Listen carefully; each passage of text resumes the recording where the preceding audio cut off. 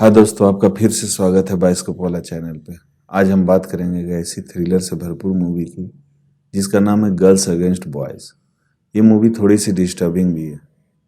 इस मूवी की शुरुआत होती है जिसमें दिखाया जाता है कि एक लड़की जिसका नाम मैंडी है, कॉलेज में क्लास कर रही है और टीचर्स बता रही हैं कि कुछ लोग लड़कियों को हमेशा एक खिलौने की तरह समझते हैं। ये काफ़ी ध्यान से मैंडी सुन रही थी और सोच रही थी। फिर हम देखते हैं कि मैंडी घर में तैयार हो रही है, वो कहीं बाहर जाने वाली होती है। तभी दरवाजे पर कोई आता है। वो दरवाज़ा खोलती है तो देखती है सामने उसका दोस्त रिक खड़ा था। वो उसे बोलता है कि मैं अब तुम्हारे साथ नहीं रह सकता, क्योंकि मुझे अपने परिवार के साथ टाइम स्पेंड करना है। मेरी बीवी और बच्चों को मेरी ज़रूरत है। ये सुनकर मैंडी कुछ नहीं बोलती है। वो निराश हो जाती है।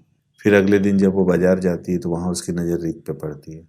वो अपने परिवार के साथ था और काफ़ी खुश था। मैंडी को ये समझ आ गया था कि टीचर जो बोल रही थी वो सही बोल रही थी। ऐसे लोग के लिए उसके जैसी लड़कियां सिर्फ खिलौना है। जब तक मर्जी तब तक खेलते हैं, फिर खिलौने को फेंक दिया जाता है। अगले सीन में हम मैंडी को एक बार में देखते हैं जहाँ वो काम कर रही थी। फिर अचानक वो एक स्टोर रूम में जाकर बैठकर रोने लगती है। वहाँ एक लड़की और थी जिसका नाम लू था। वो ये देख रही थी। वो मैंडी के पास आकर उससे बात करने लगती है। फिर दोनों में दोस्ती हो जाती है। लू से बोलती है कि चलो मैं तुम्हारा मूड ठीक करती हूँ और तुम्हें एक अच्छी जगह पे ले चलती हूँ। उसके बाद दोनों एक दूसरे बार में जाते हैं। वहाँ लू के कुछ और भी दोस्त होते हैं। सभी काफ़ी मस्ती करने लगते हैं। फिर सभी लू के फ्रेंड एरिक के घर चले आते हैं और वहाँ भी बैठकर ड्रिंक करने लगते हैं। फिर उसके बाद लू का एक दूसरा दोस्त सैम मैंडी को घर छोड़ने के लिए साथ में जाता है।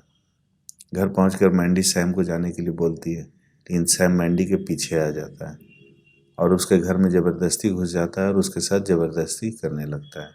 मैंडी बहुत कोशिश करती है लेकिन वो खुद को बचा नहीं पाती है और सैम उसका रेप कर लेता है। उसके बाद मैंडी भी एरिक को फ़ोन करके ये सब बताती है, लेकिन वो एरिक भी उसके घर आकर उसके साथ ज़बरदस्ती करने लगता है और बेचारी मैंडी कुछ नहीं कर पाती है। फिर लू के साथ पुलिस स्टेशन जाती है, लेकिन वहाँ का ऑफिसर भी उन दोनों को काफ़ी गंदे नज़र से देखता है। तब लू से कहती है कि अब हमें ही ये काम शुरू करना होगा। शुरू में मैंडी को ये समझ में नहीं आता है, तो लू कहती है जब ये लड़के हमें परेशान कर सकते हैं तो हम भी इन लड़कियों को तकलीफ दे सकते हैं और मेरे पास गन भी है।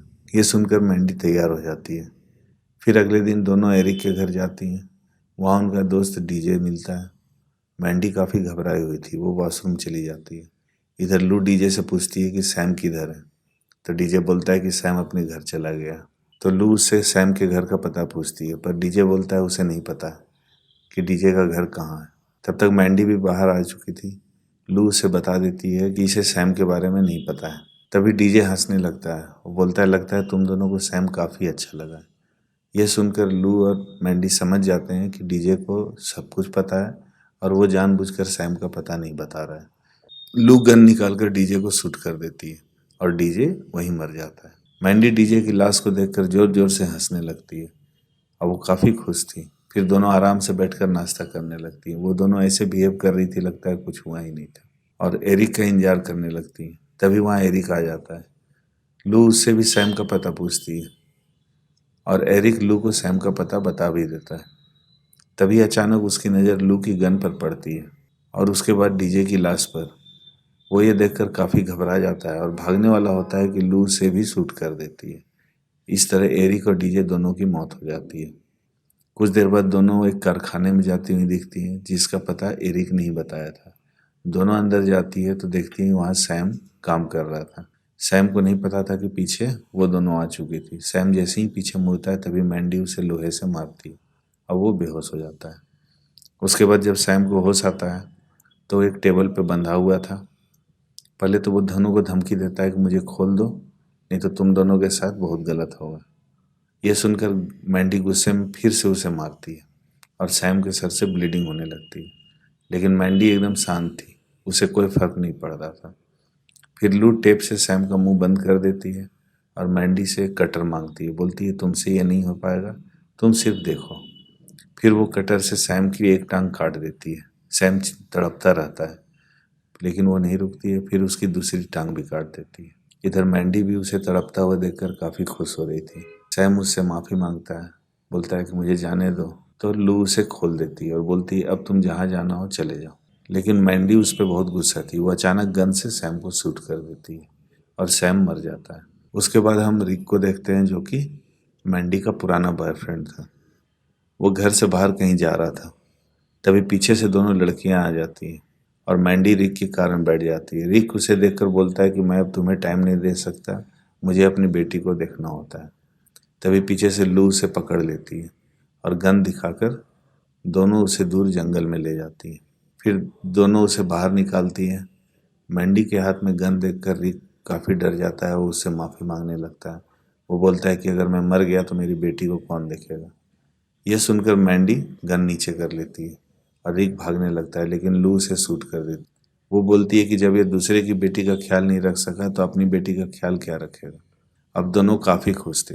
उसके बाद मैंडी एक नया दोस्त बनाती जिसका नाम नॉक था।